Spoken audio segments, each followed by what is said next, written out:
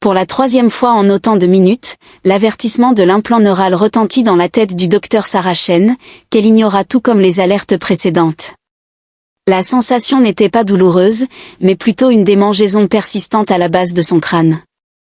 Cependant, les tentatives de plus en plus pressantes de l'implant pour la protéger de tout ce qui émettait ce signal devenaient de plus en plus difficiles à ignorer.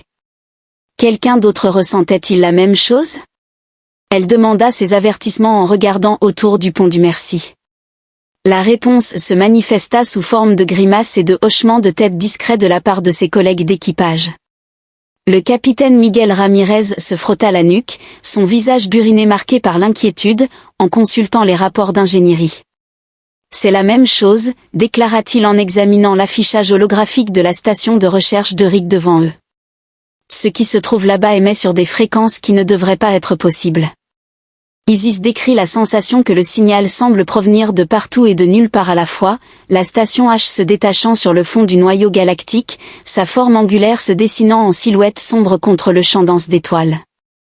Selon leur base de données, il s'agissait d'une entreprise commune impliquant 17 espèces différentes, toutes membres de la coalition scientifique galactique. Cependant, désormais, il ne s'agit que d'une autre épave abandonnée dans l'espace, ses fenêtres obscurcies, sa baie d'amarrage scellée, ses systèmes de support de vie toujours en fonctionnement. Le lieutenant James O'Neill a rapporté depuis son poste médical que l'atmosphère est respirable, bien que légèrement viciée, mais que ses relevés énergétiques. Secouant la tête, ses traits celtes étaient illuminés par la douce lueur bleue de sa console, ils n'ont aucun sens. Cela ressemble aux lois.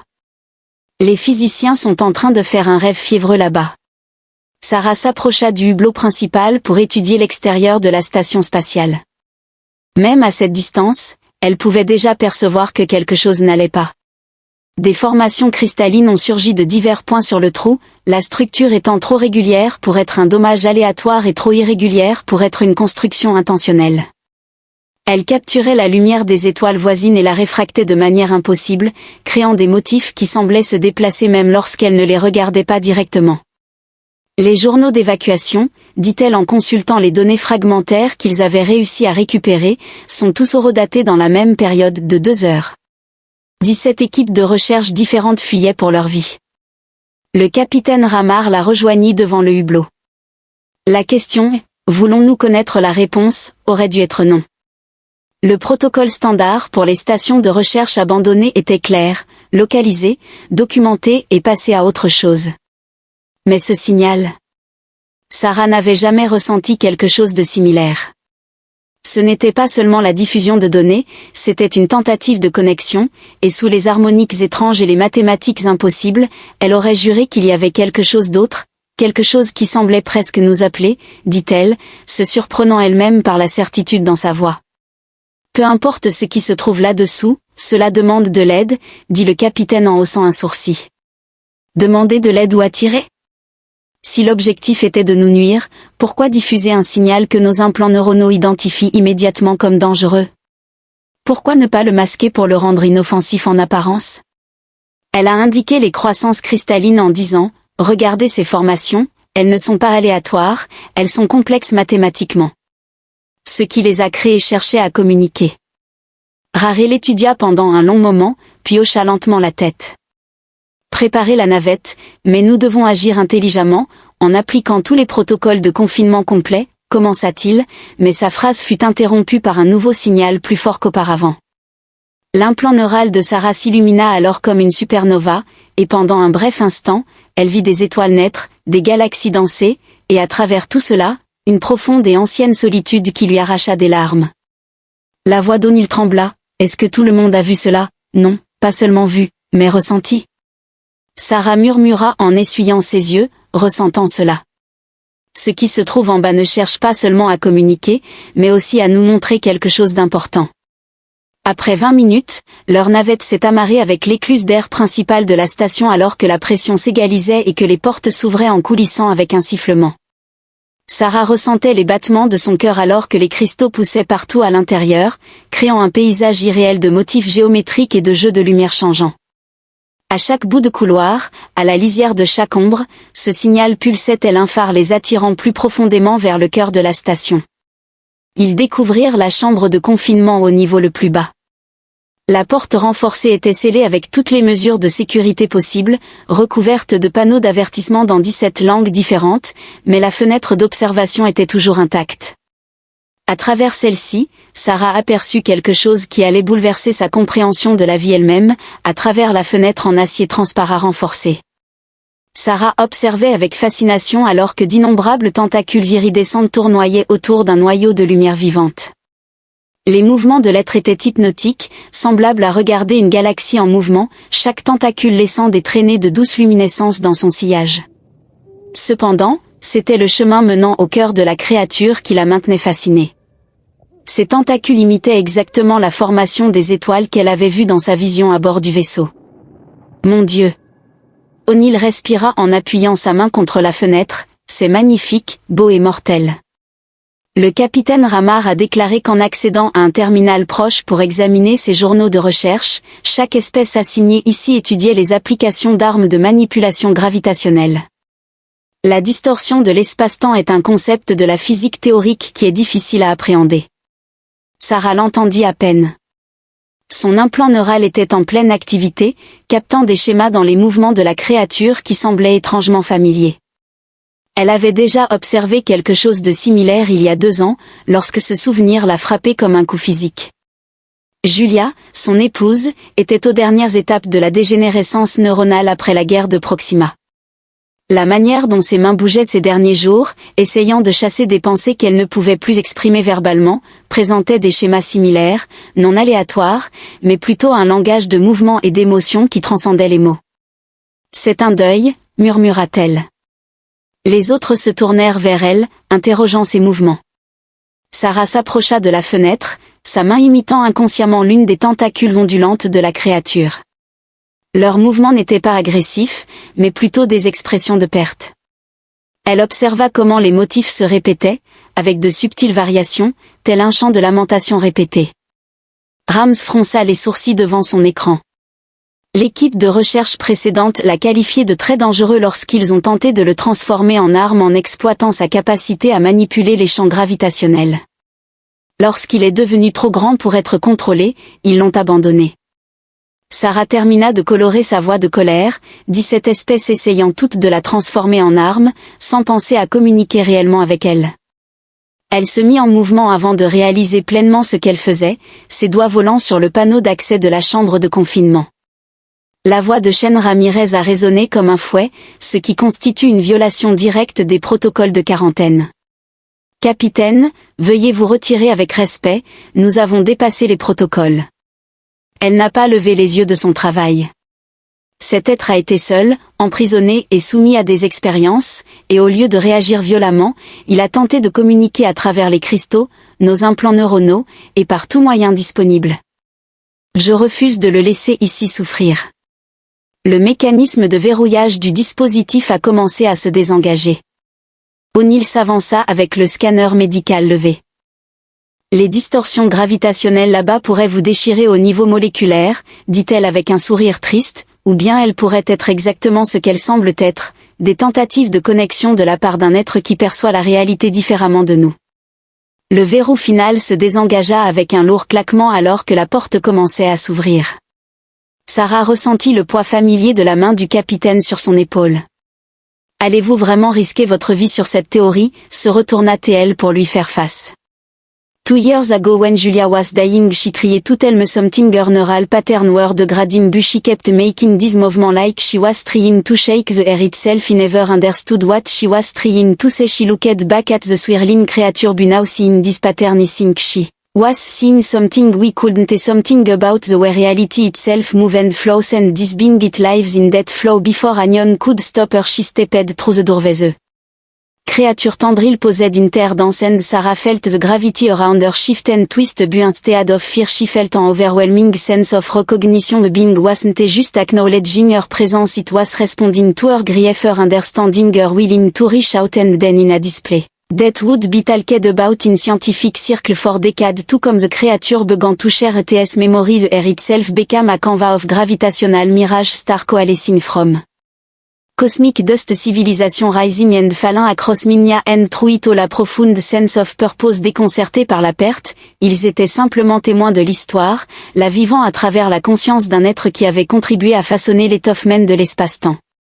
En cet instant, Sarah réalisa que le premier contact véritable de l'humanité avec cette entité ne serait pas marqué par la peur ou le désir de contrôle, mais par quelque chose de bien plus puissant, l'empathie.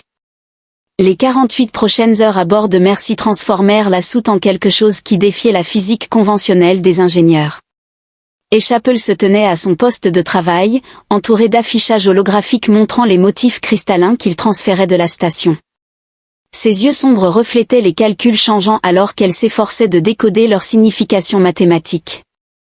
Ce n'est pas seulement de la communication, marmonna-t-elle plus pour elle-même que pour Sarah qui surveillait les signes vitaux d'Atlas. Ces cristaux, c'est comme s'ils étaient figés.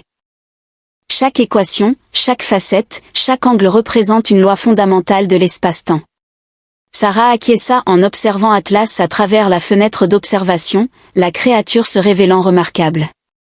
Lors du transfert vers leur vaisseau, l'entité massive s'est montrée coopérative, flottant désormais dans un champ de confinement spécialement modifié imitant les conditions gravitationnelles qu'elle préférait.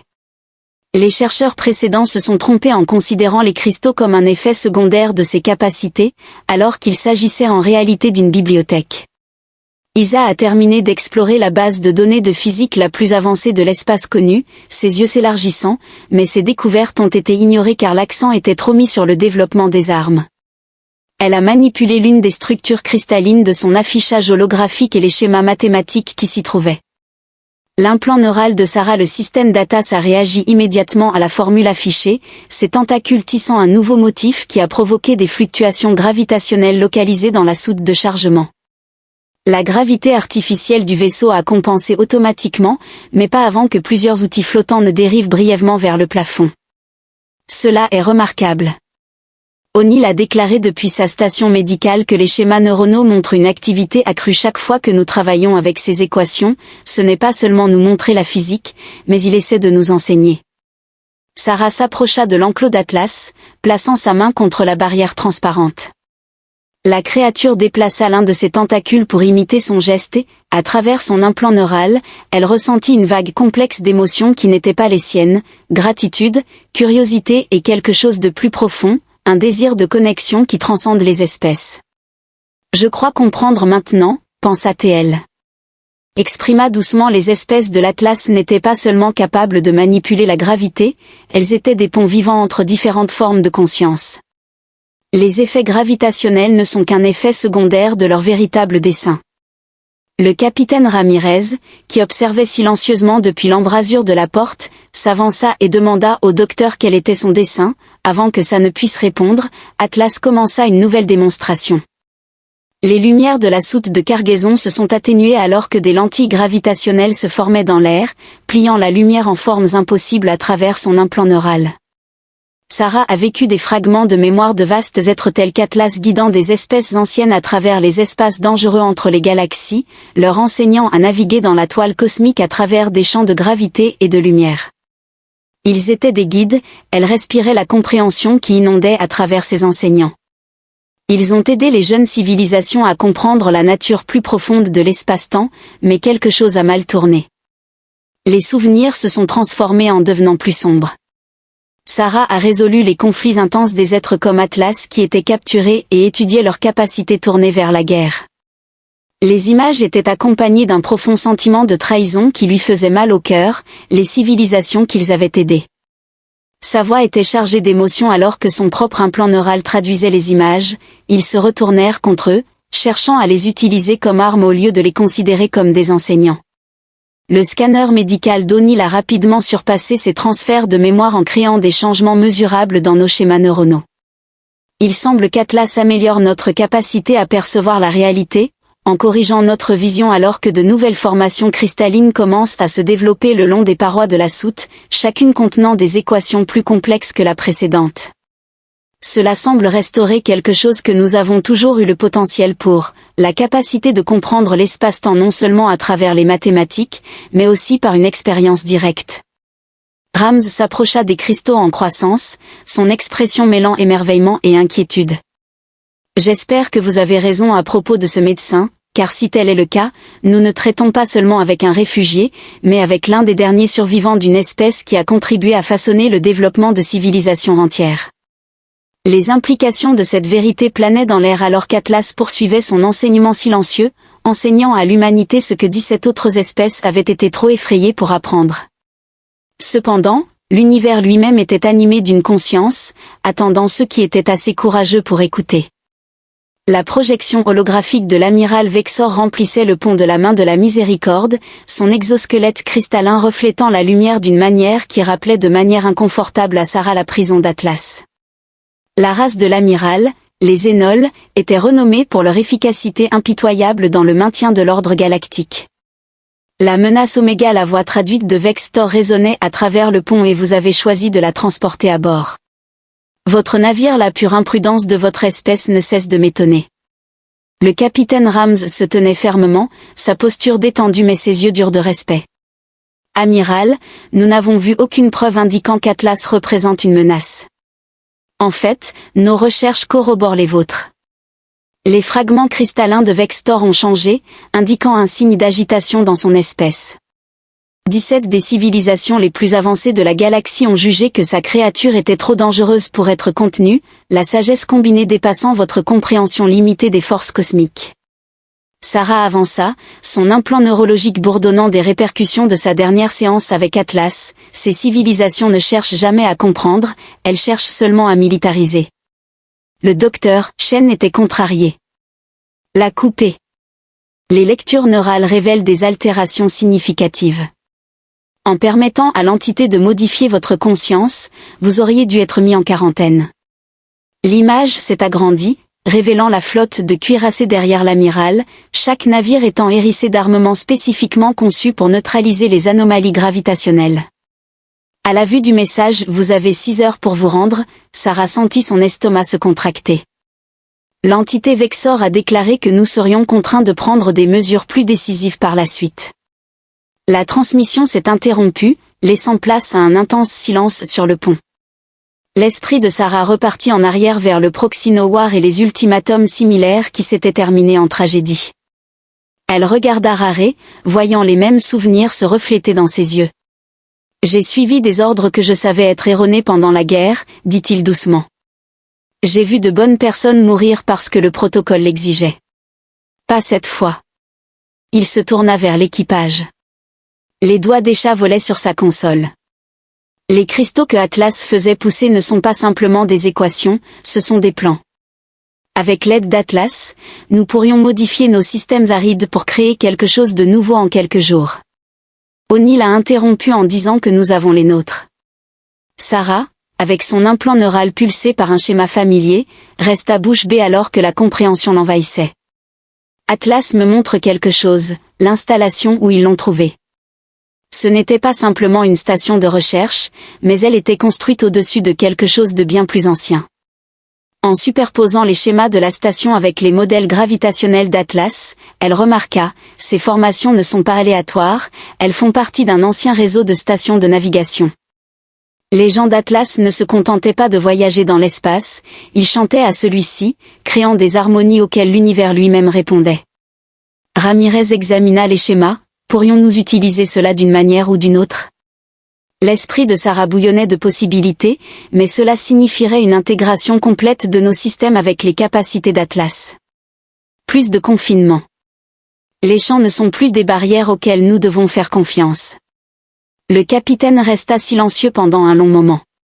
Autour d'eux, les capteurs du vaisseau commencèrent à détecter des mouvements provenant de la flotte ennemie en formation d'attaque préliminaire. La dernière fois que l'humanité a fait face à l'extinction, Raré dit enfin, nous avons survécu parce que nous étions prêts à nous adapter, à embrasser de nouvelles possibilités, tandis que d'autres espèces s'accrochaient à leur peur. Il redressa son uniforme. Nous avons 6 heures pour prouver que ce n'était pas un coup de chance. Docteur Shen, vous bénéficiez d'une autorisation complète pour tout ce dont vous avez besoin. Surin hocha la tête et se dirigea déjà vers la soute derrière elle. Elle entendit le capitaine donner des ordres pour préparer le vaisseau et l'équipage à ce qu'il s'apprêtait à tenter. Son implant neural bourdonnait en réponse à sa détermination, non seulement avec approbation, mais aussi avec une résonance profonde évoquant des mémoires anciennes en éveil. Il s'apprêtait à tenter quelque chose qui n'avait pas été réalisé depuis l'aube de la civilisation galactique, une véritable symbiose entre la conscience humaine et les mathématiques vivantes de l'espace-temps lui-même.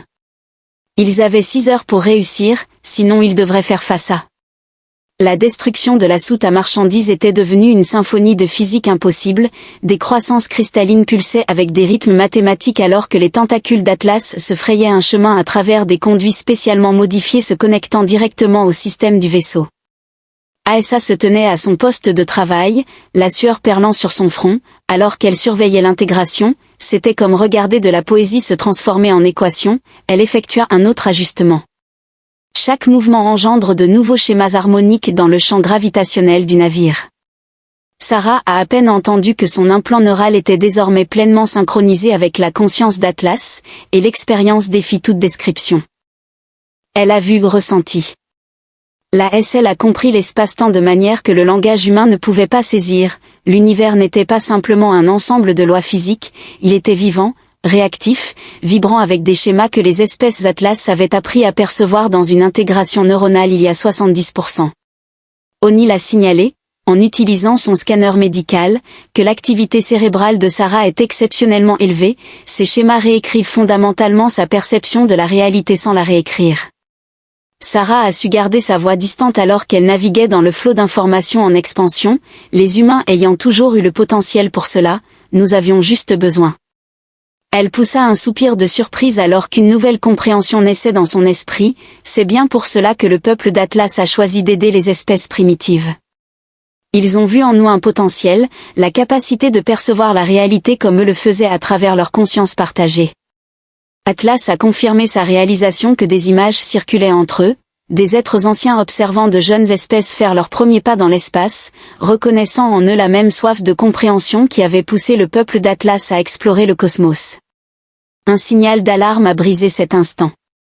Déplacement de la flotte. La voix de Ramirez retentit sur la communication, signalant que plusieurs vaisseaux rompaient leur formation et ne attendaient pas la date limite. Sarah ressentit en Atlas une réponse non pas de peur, mais une émotion complexe se traduisant approximativement par de la détermination teintée d'espoir. À travers leur connexion, la créature commença à partager quelque chose de nouveau, non seulement les mathématiques de l'espace-temps, mais aussi sa musicalité. C'est alors que Sarah respira profondément, la compréhension l'envahissant, lui permettant de reconfigurer les harmoniques gravitationnelles. Pour naviguer dans l'espace, il est nécessaire de lui chanter. Les doigts des chats ont rapidement parcouru sa console pour traduire l'aperçu partagé de Sarah et Atlas sur les principes de l'ingénierie. Les cristaux ont réagi en ajustant leurs motifs pour correspondre aux nouvelles fréquences à travers le vaisseau. Les membres de l'équipage ont signalé des sensations étranges alors que le champ gravitationnel modifié commençait à résonner avec quelque chose de bien plus profond que l'espace normal, déclenchant plusieurs verrouillages d'armes. Rams a signalé que quoi que nous fassions, nous devons le faire maintenant. Sarah a contacté à travers son lien neural, ressentant la fusion plus complète de sa conscience avec celle d'Atlas.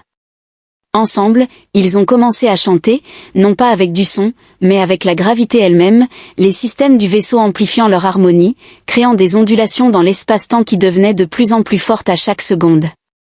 Les relevés d'énergie sont hors échelle. O'Neill a crié que tout le vaisseau devenait une sorte de lentille gravitationnelle à travers son expansion de conscience. Sarah observa ce qui se passait, il ne se contentait pas de modifier les systèmes du vaisseau, il transformait la main de Merci en quelque chose qui n'avait pas existé depuis l'apogée de la civilisation d'Atlas, un vaisseau capable de naviguer dans les courants cachés de l'espace-temps lui-même. Des tirs d'armes furent détectés, la voix de Ramirez était tendue, impact dans 5 secondes. Mais Sarah et Atlas n'en avaient pas fini.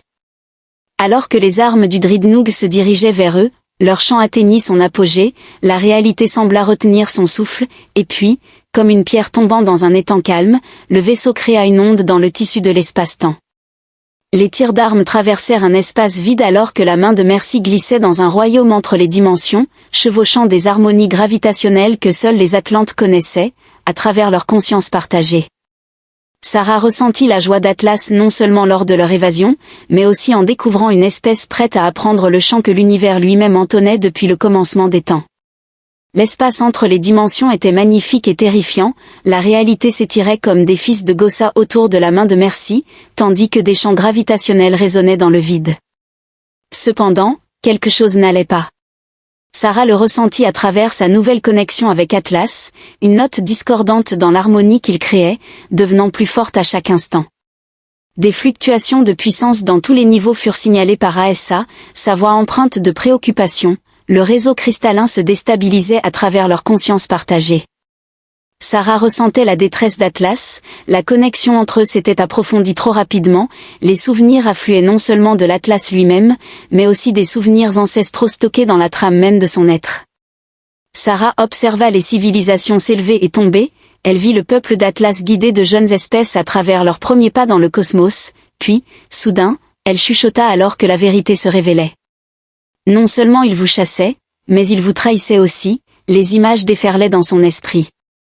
Les habitants de l'Atlas, les tisseurs de gravité, enseignaient aux anciennes espèces comment naviguer dans l'espace-temps, parmi lesquelles une race cristalline qui deviendrait un jour les Anx de la chute.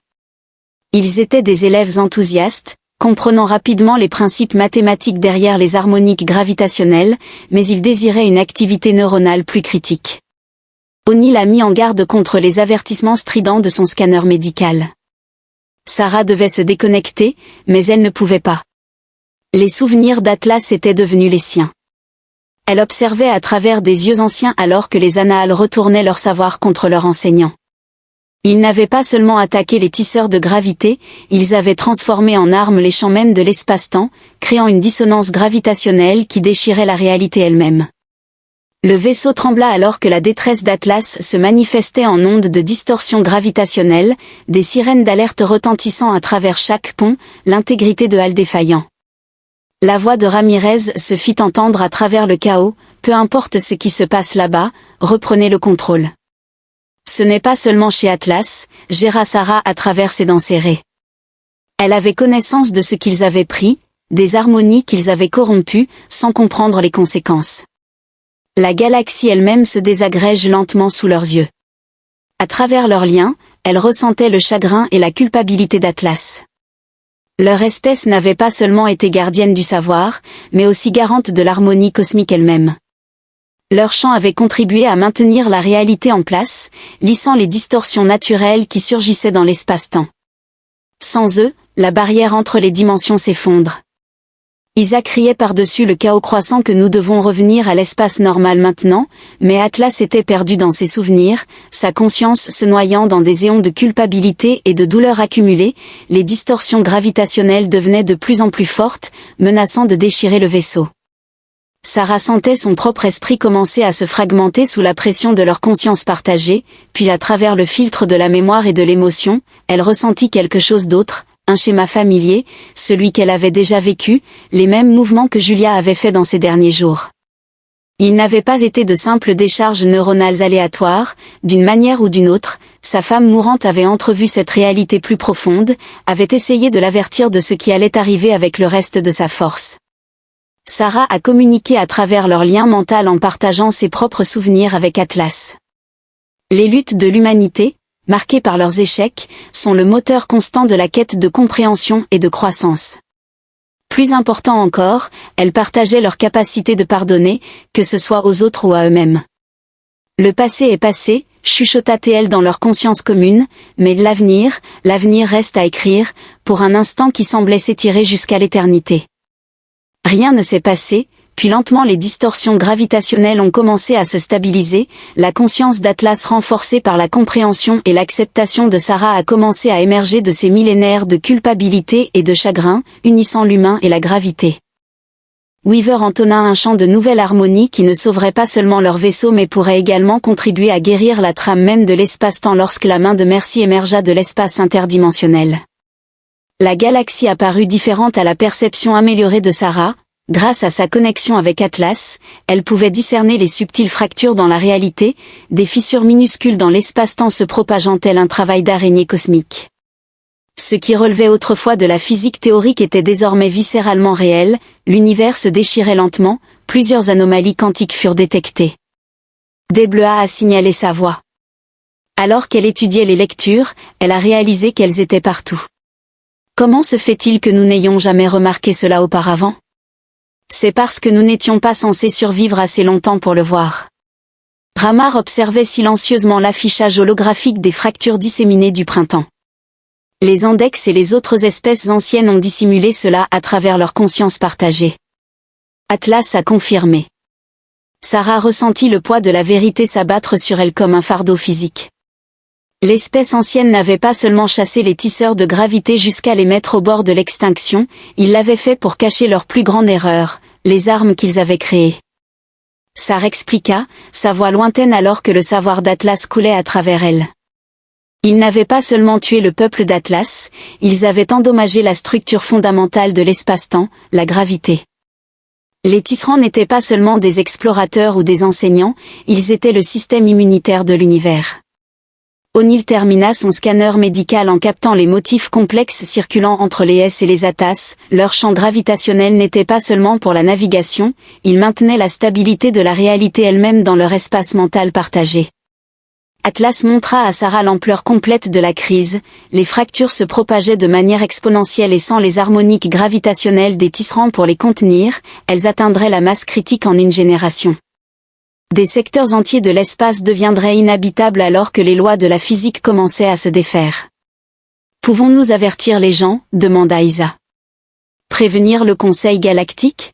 « Ils le savent déjà » murmura Sarah, voyant à travers les souvenirs d'Atlas que les espèces les plus avancées détectaient la dégradation depuis des siècles. Ils ont essayé de trouver des solutions technologiques, mais rien ne fonctionne car ils ne luttent pas seulement contre la physique, ils luttent contre les mathématiques vivantes de l'univers lui-même à travers leur lien neuronal.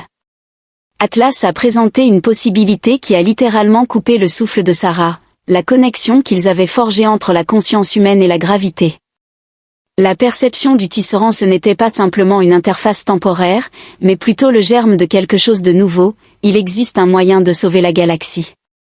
Sarah a déclaré que cela nécessiterait quelque chose d'inédit, une fusion permanente entre l'homme et la gravité. Le tisserand la conscience ne concerne pas seulement moi et Atlas, mais aussi des volontaires prêts à s'engager. Les ponts entre l'espace-temps ordinaire et la réalité plus profonde que les Atlantes entretenaient autrefois ont des implications qui ont frappé tout le monde sur le pont en même temps. Ce n'était plus simplement un premier contact, mais bien une évolution potentielle de l'espèce humaine elle-même, le changement neuronal serait irréversible. O'Neill a mis en garde que l'étude de ces lectures médicales implique des altérations fondamentales de la conscience humaine, sans garantie de survie, encore moins de succès, à travers leurs liens. Sarah ressentit le chagrin d'Atlas à demander un tel prix, mêlé à l'espoir du potentiel de l'humanité, les souvenirs coulaient entre eux et d'autres espèces, la gravité. Les tisserands avaient rencontré une rigidité excessive dans leurs pensées, trop ancrées dans leurs habitudes pour s'adapter à une transformation aussi profonde. En revanche, les humains étaient différents, leur plasticité neuronale, leur capacité à adopter de nouvelles perspectives, leur aptitude à une adaptation radicale les rendaient particulièrement adaptés à ce défi. Alors que d'autres espèces ne voyaient que le chaos dans l'écume quantique de la réalité, les humains pouvaient apprendre à discerner des motifs, à chanter les chants qui guériraient l'univers en déclin. Ramirez demanda, son visage interrogatif. Avec une compréhension sombre, Sora observa les fractures qui se propageaient, ressentant le discord et les harmonies cosmiques que seuls elle et Atlas pouvaient désormais percevoir. Des mois pour prouver que c'était possible, des années pour former suffisamment de personnes, une génération pour mettre en œuvre pleinement, mais si nous ne commençons pas maintenant. Elle laissa sa phrase inachevée, tous comprirent que la galaxie manquait de temps et que l'humanité devait faire un choix, rester telle qu'elle était et voir la réalité s'effondrer, ou embrasser une évolution qui les changerait à jamais.